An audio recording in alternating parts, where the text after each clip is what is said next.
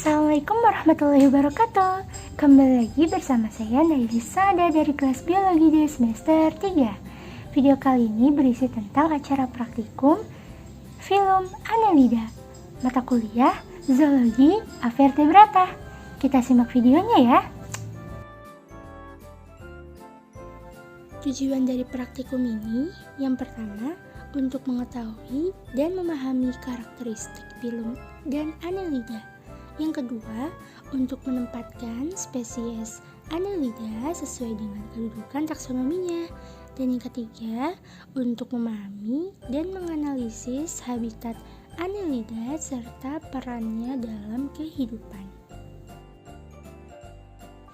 Selanjutnya alat dan bahan. Yang pertama, alat berupa pinset, pisau, nampan, masker, dan glove. Kemudian untuk bahannya menggunakan cacing tanah Lumbricus terratis. Selanjutnya prosedur kerja. Yang pertama, ditempatkan hewan Annelida pada nampan. Amati dengan morfologi tubuhnya. Lakukan pengukuran terhadap hewan tersebut. Amati struktur morfologi dari Lumbricus terratis atau cacing tanah. Sebelum melakukan pengamatan morfologi cacing tanah, kita cari tahu dulu yuk klasifikasi cacing tanah Lumbricus terratis. Kingdomnya Animalia, filumnya Annelida, kelasnya Clitellata, ordonya Haplotacida, familinya Lumbricidae, genusnya Lumbricus, spesiesnya Lumbricus terratis. Kita mulai pengamatan morfologinya. Pada ujung yang berbentuk lancip itu dinamakan mulutnya, mulut cacing. Dan yang kedua ada segmen atau garis-garis yang ada pada tubuh cacing. Dan yang ketiga ada clitellum atau bagian tubuh cacing yang bengkak. Dan yang terakhir ada anus.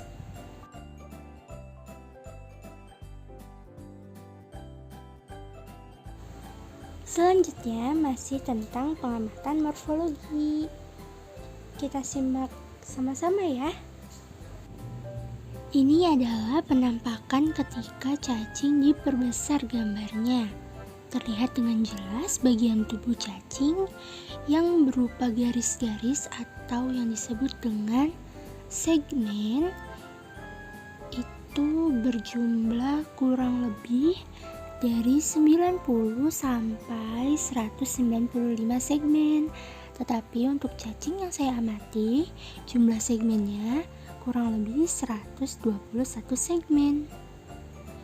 Panjang tubuh dari cacing tanah yang saya amati yaitu 8 cm dan untuk lebar tubuhnya selebar 0,3 cm dan untuk lebar clitellumnya selebar 1 cm. Clitellum merupakan bagian tubuh cacing yang mengalami pembengkakan. Dan untuk jumlah setae atau yang berfungsi sebagai alat gerak cacing tanah kurang lebih 252 setae. Siapa yang di sini takut sama cacing tanah? Mereka lucu loh. Kita lanjut ke pengamatan anatomi ya. Ya, sekarang adalah pengamatan anatomi, yaitu mengiris tubuh cacing secara membujur dan melintang. Tapi sekarang kita iris secara membujur dulu ya. Sayatan membujur yaitu dari atas sampai ke bawah. Ini merupakan gambar anatomi cacing tanah yang apabila diiris secara membujur terlihat organ-organnya, diantaranya yaitu mulut, pangkal tenggorokan, pembuluh penampung, sistem saraf, pembuluh ventral, saluran ekskresi, goiter, usus, dan ruas. Gambar ini saya ambil dari referensi internet ya. Linknya ada di bagian atas gambarnya. Selanjutnya secara melintang. Kita potong dulu ya. Seperti ini. Ini adalah penampang melintang cacing tanah. Saya mendapatkan gambarnya, yaitu referensi dari Google. Bisa dilihat linknya di samping gambar.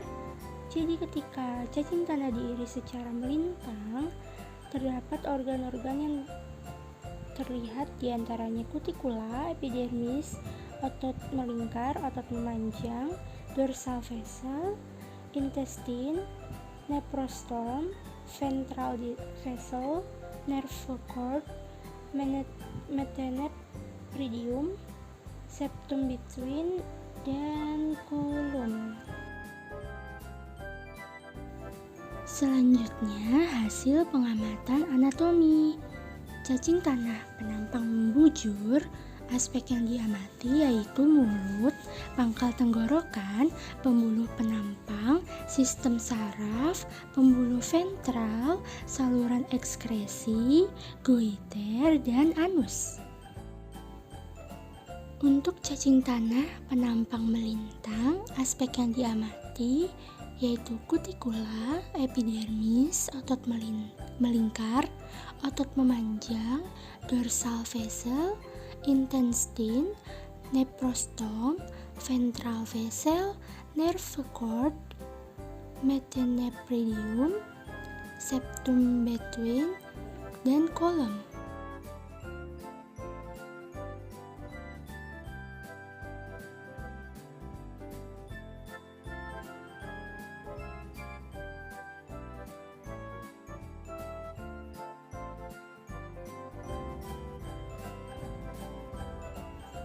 Pengamatan yang terakhir yaitu pengamatan hasil morfologi.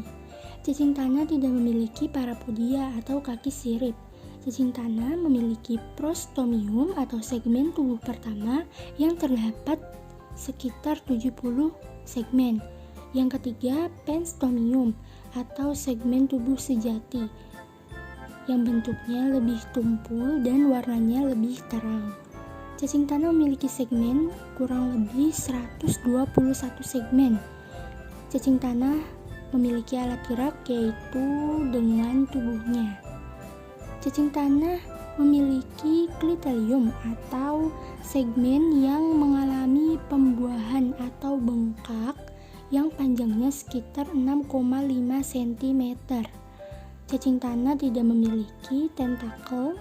Cacing tanah tidak memiliki bintik mata. Cacing tanah memiliki lapisan kutikula. Lapisan kutikula ini membuat lapisan pada cacing tanah menjadi mengkilap. Tubuh cacing tanah mengkilap, bukan? Selanjutnya, cacing tanah tidak memiliki antena. Dan cacing tanah tidak memiliki setae atau rambut. Setae pada setiap segmen tidak teramati.